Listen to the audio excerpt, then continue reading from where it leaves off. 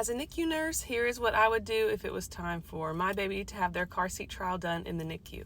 A car seat trial is for babies who were born earlier than like 37 weeks, weighing less than 2.5 kilograms, or being on oxygen recently before going home. That's the requirements in my unit, at least. If you meet any of those requirements, you have to try out your car seat before you go home. And it basically just consists of the baby sitting in the car seat for 90 minutes minimum, and we watch the baby, make sure they're safe in their seat, and then they pass. So first thing I would do is I would bring the base plus the infant carrier car seat to the unit and do both of them at the same time. I have seen babies fail their car seat test before without the base, and then we add the base and then they pass. So I would just right off the bat bring both pieces up for the car seat trial. Second, I would not include any inserts that did not come with the car seat.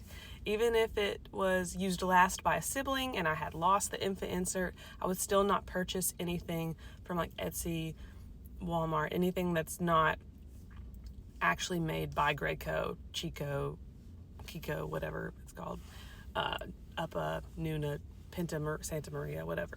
If it's not made by that car seat manufacturing company, then I would not put it in the seat. Third, I would, as the parent, I would buckle my baby in myself for that car seat trial, because NICU nurses are actually not required to be child passenger safety technicians. There's a good chance that you as the parent, me as the parent, we know more about car seats than our baby's NICU nurse. And your specific seat, that should be the case. You should know more about your baby's car seat than your baby's NICU nurse, because we see so many different types of car seats, and it's your job to be an expert in your baby's car seat. So anyway, I would be the one to buckle them in. I would buckle them in and make sure that the straps aren't too tall. Especially, like I said, especially if a big kid used it last and the straps are all the way at the top. I would myself restring the straps, make sure that the baby straps are at or below the baby's shoulders, make sure that they pass the pinch test and it's not too loose, make sure I can comfortably get my fingers under the chest clip, make sure it's not too tight. I would buckle them in myself, because I have seen when I'm the discharge nurse and I'm walking babies out the door, we're about to walk out the door and I'm like, oh, we need to restring your whole car seat. Like, it's like way too high up here.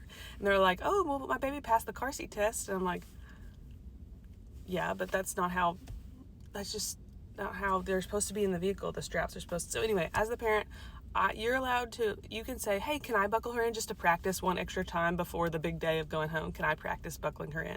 And your nurse will be delighted to let you buckle your own baby in for their car seat test. So that's what I would do. Those three things.